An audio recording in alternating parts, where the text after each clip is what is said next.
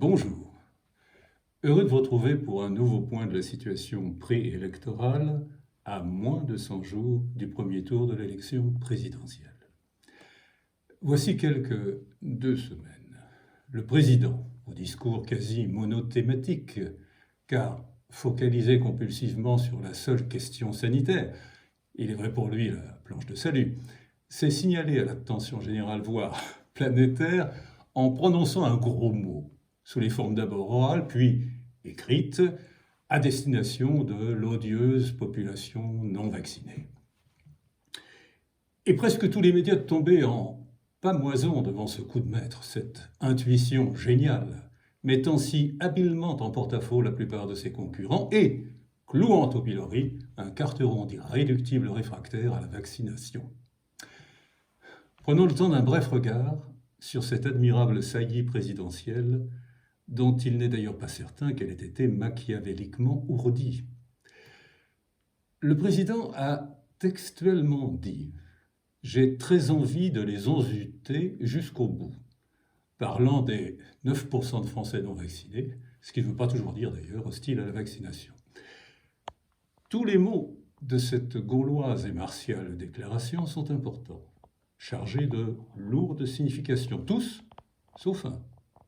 Enzuté. C'est du langage courant, certes un peu familier dans une bouche présidentielle, choisi délibérément ou échappé malencontreusement, peu importe. C'est sans gravité, et nous lui en donnons bien volontiers quitus.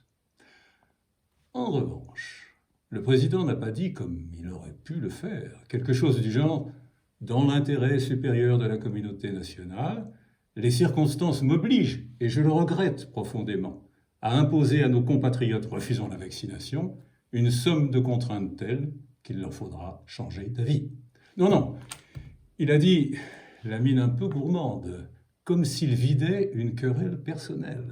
« J'ai très envie, mélange un peu suspect de jouissance et de jubilation, de les emmouscailler jusqu'au bout, comprendre, jusqu'à ce que vaccin s'ensuive. » Et comme si la mesure n'était pas comble, il ose qualifier les non-vaccinés d'irresponsables, alors même qu'ils n'ont enfreint aucun texte de loi, et n'hésite pas à symboliquement les déchoir de leur qualité de citoyens.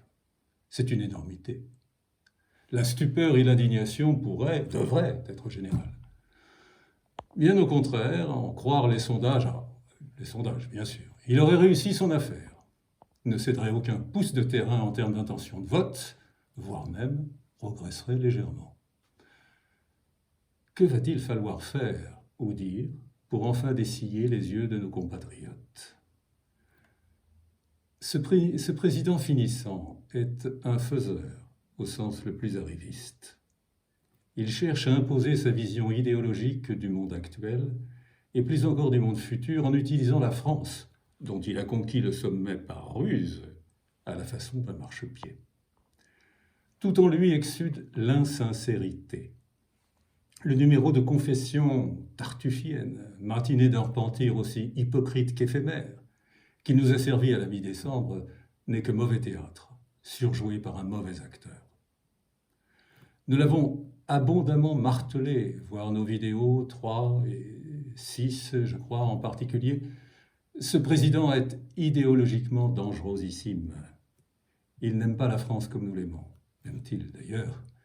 Il se sert de la France pour poursuivre d'abord d'obscurs desseins, et funestes sans doute, radicalement contraires à l'intérêt supérieur de la patrie, fondés sur la déconstruction de notre histoire séculaire, la négation de notre enracinement chrétien, l'avènement d'une société multiculturaliste, un effacement identitaire et, à terme plus lointain, c'est un point d'aboutissement peut-être, la mise en œuvre d'un universalisme institutionnel, comme nous l'avons d'ailleurs largement exposé dans au moins 2 de nos vidéos précédentes.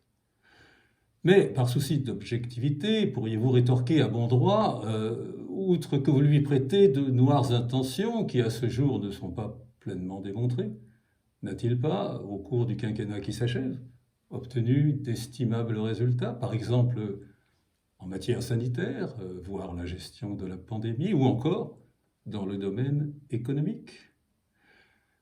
Force est de répondre par un non, à peine nuancé à chacune de ces questions. La gestion de la crise sanitaire, en premier lieu. Il s'agit certes d'un combat inédit, pour lequel il n'existait pas d'expérience et donc d'enseignement passé qui exige une approche heuristique, c'est-à-dire essai-erreur, fondée sur des tâtonnements, des tentatives, des corrections, et appelle presque inévitablement erreur, maladresse, revirement. Ce n'est pas si grave. Tout cela, nous pouvons le comprendre. Mais, plus sans doute que beaucoup d'autres pays aux prises avec la même pandémie, ce gouvernement aura étalé sa cacophonie, ses désaccords, ses contradictions entre membres, ses incohérences, injonctions, contre-injonctions, des mesures absurdes, incompréhensibles par la population, des télescopages de décisions, des contre-vérités éhontées même, telle l'affaire des masques au début de la pandémie, sauvagement sanctionnée, il est vrai, par quelques promotions dans l'ordre de la Légion d'honneur.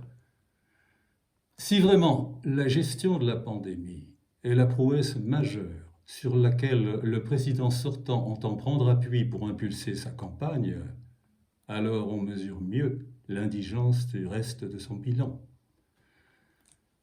Tout au plus concédera-t-on, pour en finir aujourd'hui avec la pandémie, que, vaille que vaille, la performance de l'État français s'inscrit dans la médiane de ce qu'ont pu faire les autres pays de l'OCDE. Ni mieux, ni plus mal. Pas d'opprobre, pas de gloire. Forte d'arguments factuels implacables, Madame Pécresse aura beau jeu d'enjoindre M. Macron et ses tristes turiféraires, tel l'actuel ministre de la Santé, à davantage de retenue dans l'exercice aussi habituel que mal fondé de l'autosatisfaction gouvernementale. Ainsi en sera-t-il également, et là, le regard se porte vers l'illustre M. Le Maire, des marqueurs économiques 2021, régulièrement brandis tels les trophées d'un succès autoproclamé. Ah, non, M. Le Maire. Une croissance de 6,7% en 2021, artificielle car dopée à la dépense publique et financée par la dette. Venant de surcroît après un recul bien explicable, celui-là de 9% en 2020, n'est pas une performance de choix. Tout au plus un rattrapage partiel en trompe l'œil. Non, monsieur le maire. Si le taux de chômage a bien été abaissé à 7,8% en 2021, ce qui est facialement en effet plutôt une bonne nouvelle, toutes les réserves qu'appelle l'analyse détaillée de cet indicateur font plus que tempérer l'enthousiasme. Rappelons que la moyenne OCDE est de 7,2%, c'est-à-dire bien inférieure. Non, monsieur le maire. Le pouvoir d'achat des Français, établi environ à plus 1,5% en 2021, ce qui pourrait paraître, là encore, un honorable résultat, souffre de nombreux biais, et en particulier une sous-évaluation patente de la dérive inflationniste. Alors sans même à ce stade parler de 2022. En revanche, monsieur le maire, que dire, car vous-même en parlez à minima, de l'explosion continue de la dette publique et de la dégradation persistante de la balance commerciale, dont le déficit, 87 milliards désormais, ne cesse trimestre après trimestre de s'aggraver, à la différence des autres pays européens, et notamment l'Allemagne, mais aussi l'Italie et bien d'autres. Bien sûr, monsieur le maire, il n'est pas suffisant de vous dénier, en quelques affirmations lapidaires, les maigres succès que vous revendiquez, mais au cours de la campagne, qui semble enfin s'engager, Madame Pécresse et sa pléthorique équipe de combat, où s'activent, paraît-il, les experts les plus fins, va méthodiquement déconstruire vos assertions hasardeuses à minima et rétablir la vérité cruelle de votre anorexique bilan. Si Madame Pécresse œuvre bien, le président Macron apparaîtra pour ce qu'il est, un roi nu, solitaire, démasqué, démythifié, totalement illégitime à postuler un second mandat.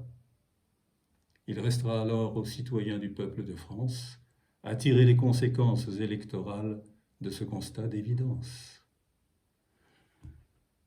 Encore faut-il que Mme Pécresse soit à la hauteur de sa mission. Cela ne part pas tout à fait bien. Depuis son investiture, reçue du Congrès LR le 4 décembre, les signaux émis sont à la fois peu nombreux, assez faible occupation du terrain médiatique, et d'assez pauvre consistance. Pas de vision claire, pas de projet complet, pas de mesures phares qui percuteraient favorablement les esprits.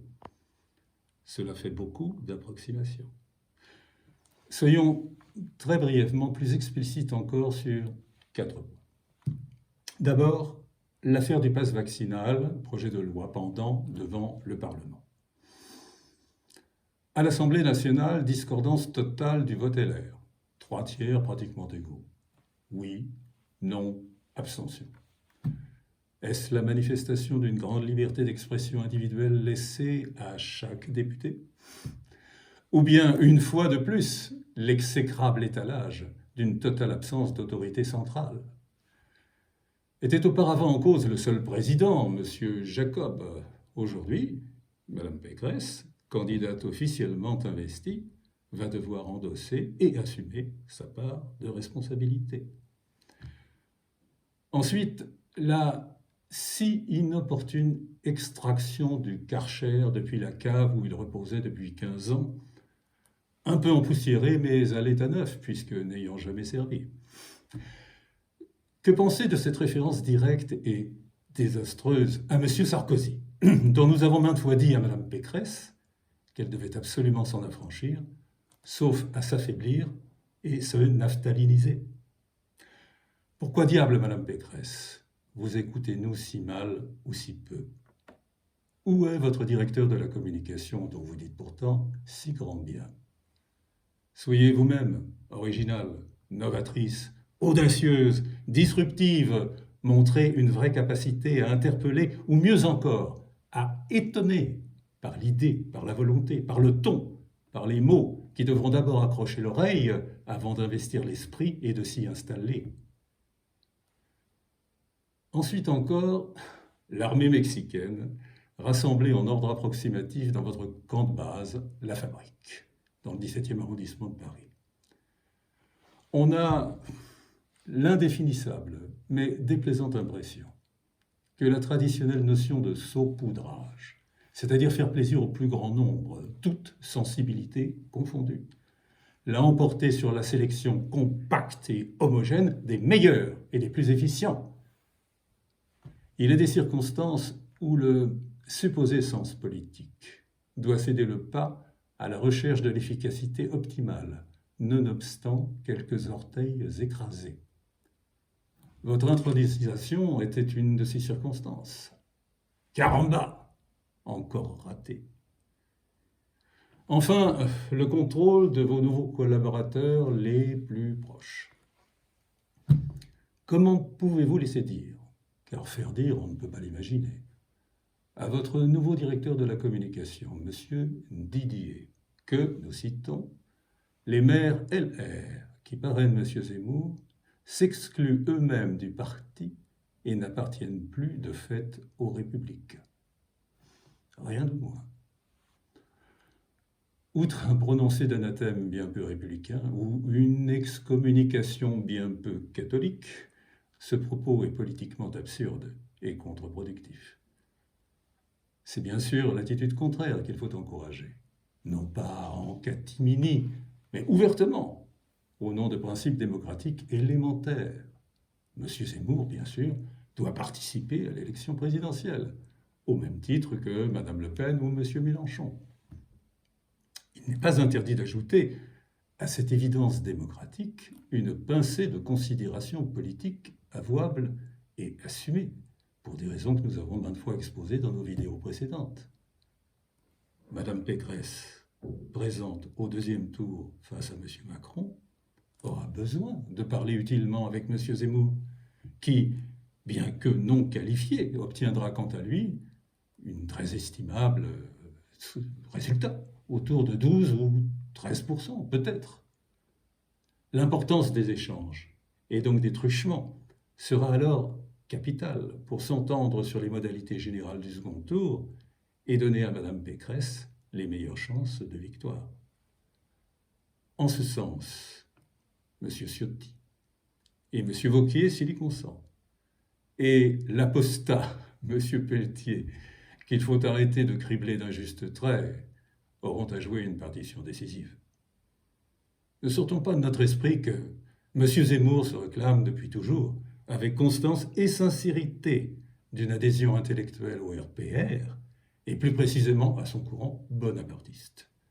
N'oublions pas davantage que, bien que non qualifié au deuxième tour de l'élection présidentielle, M. Zemmour fera probablement une très significative percée aux législatives avec son parti nouvellement créé, Reconquête. Nous nous permettrons enfin une dernière observation pour aujourd'hui, s'entend en forme d'exhortation à l'adresse de Mme Pécresse. Madame Pécresse, le chemin de succès à cette élection existe. Nous le croyons fermement et nous entendons toujours modestement vous y aider avec une ardeur intacte. Mais votre positionnement programmatique doit être clair et constant pour tous les électeurs futurs et en particulier les innombrables indécis. Ne permettez à personne de suggérer plus longtemps qu'entre vous-même et M. Macron, la ligne de partage est diaphane et ténue, voire même qu'elle n'existe pas. Définitivement assécher cette sournoise et dangereuse assertion et clairement vous démarquer du président sortant est facile. Il suffit de vous en tenir strictement, sans finasser à la baisse, aux engagements pris lors de la primaire qui vous ont permis de l'emporter au Congrès. Juste devant M. Ciotti. Si vous êtes assailli par le doute ou une hésitation à l'instant d'exercer un choix programmatique, c'est du côté de M. Ciotti et dans nulle autre direction qu'il vous faut regarder. Le gros temps est à venir. Cela va faceiller. Nous restons en état de veille. Retrouvons-nous, si vous le voulez bien, pour un nouveau point d'étape mi-février. Prenez bien soin de la France. À très bientôt.